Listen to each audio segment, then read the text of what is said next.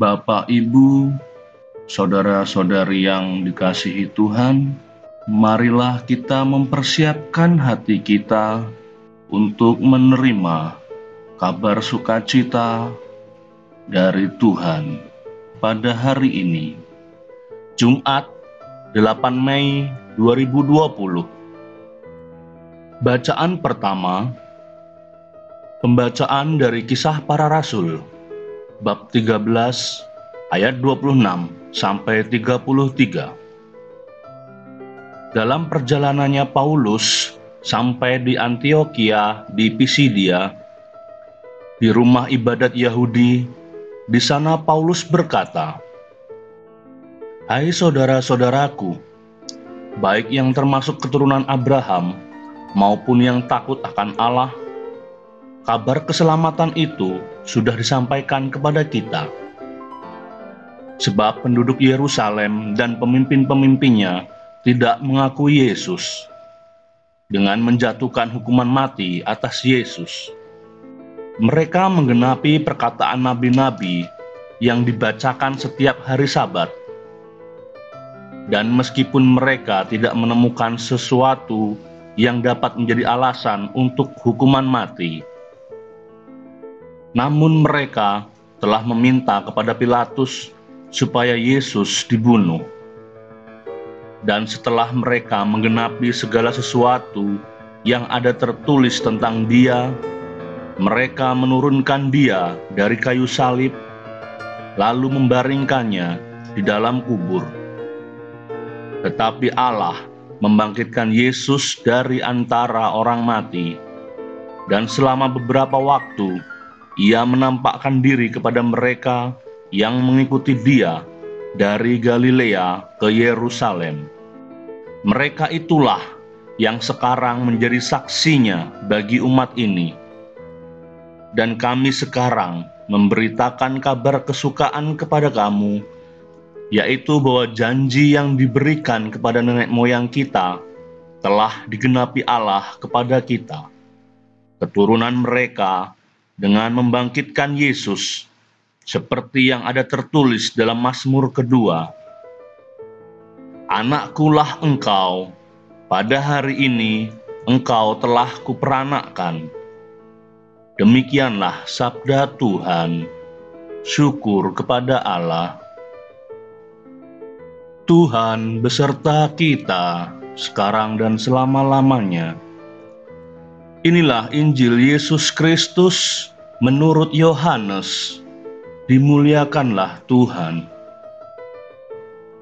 Injil Yohanes bab 14 ayat 1 sampai 6. Dalam amanat perpisahannya, Yesus berkata kepada murid-muridnya, "Janganlah gelisah hatimu, percayalah kepada Allah, percayalah juga kepadaku.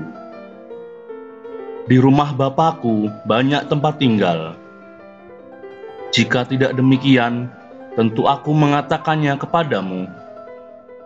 Sebab aku pergi ke situ untuk menyediakan tempat bagimu. Aku akan datang kembali dan membawa kamu ke tempatku, supaya di tempat di mana aku berada, kamu pun berada. Dan kemana aku pergi, kamu tahu jalan ke sana." Kata Thomas kepadanya, "Tuhan, kami tidak tahu kemana engkau pergi. Jadi bagaimana kami tahu jalan ke sana?" Kata Yesus kepadanya, "Akulah jalan, kebenaran, dan hidup. Tidak seorang pun dapat datang kepada Bapa kalau tidak melalui aku." Demikianlah Injil Tuhan. Terpujilah Kristus. Renungan Harian Katolik, Jumat 8 Mei 2020. Yesus berkata pada Injil hari ini, "Jangan gelisah hatimu." Kegelisahan yang ditunjuk Yesus bukan pertama-tama soal kegelisahan mau menempuh ujian atau menunggu orang yang tidak segera datang. Kegelisahan yang dikatakan Yesus menyangkut kegelisahan batin, karena akan mengalami perasaan ditinggalkan oleh Allah. Kegelisahan ini merupakan kegelisahan akan keselamatan. Pada bacaan pertama, Paulus berusaha meyakinkan bahwa keselamatan itu telah terlaksana melalui Yesus Kristus. Ini adalah kabar sukacita. Begitulah Paulus mewartakan Injil. Dengan menerima pewartaan Paulus, seseorang menyambut ajakan Yesus sendiri untuk percaya kepada Allah dan percaya kepadanya. Baik kalau hari ini kita mencoba mengenali kegelisahan batin kita itu sering gelisah. Kita saja yang kurang peka dan tanggap. Bila mana kita dikejar-kejar rasa bersalah karena telah berbohong atau berbuat dosa, itulah tanda kegelisahan batin kita. Bila kita dikejar-kejar keinginan untuk menolong sesama yang tertimpa musibah, itu juga kegelisahan batin kita.